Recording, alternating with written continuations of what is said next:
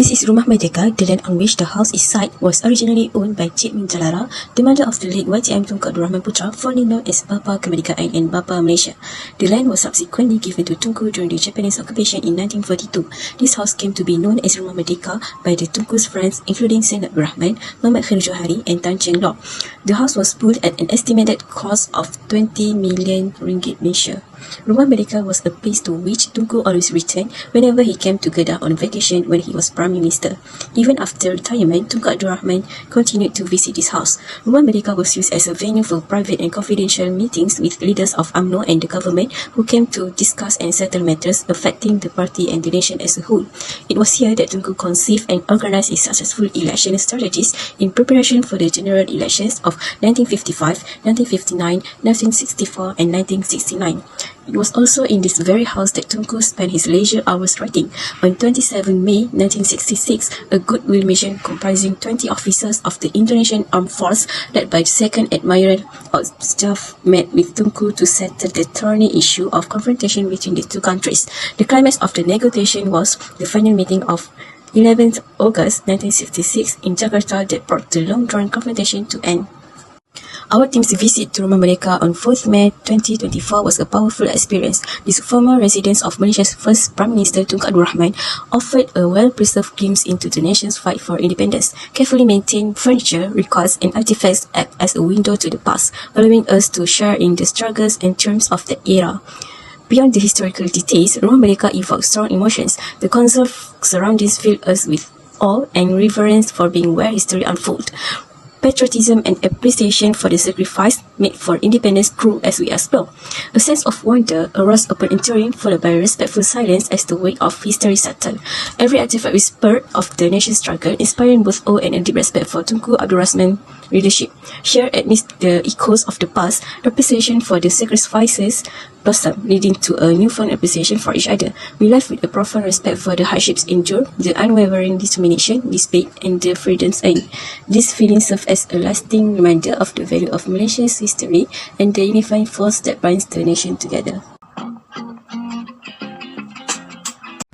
Independent house conservation focused on maintaining its original structure. Originally, this house was built with wood during the Japanese occupation in 1942 and was named Rumah Jalan Baru.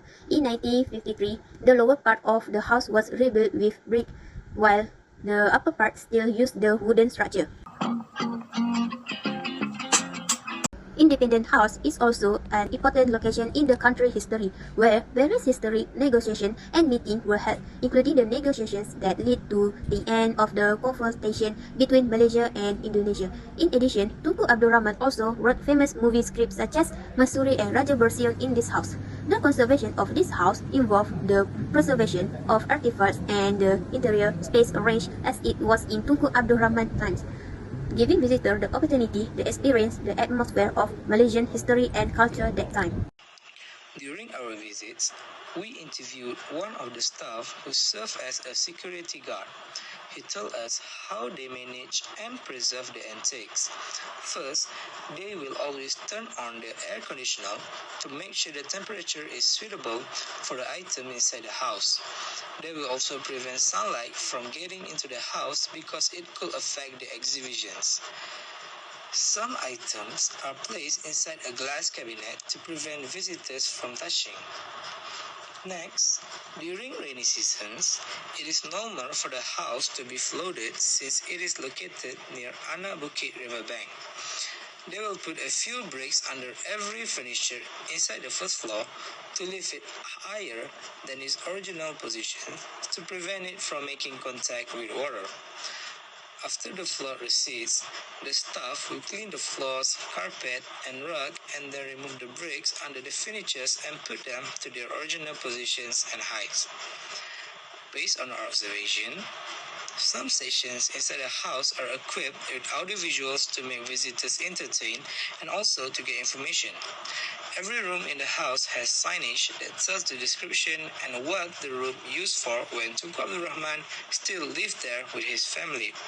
For example, this signage indicates this room is a reading and a music room that Tunku Abdul Rahman will spend his time reading during his day off.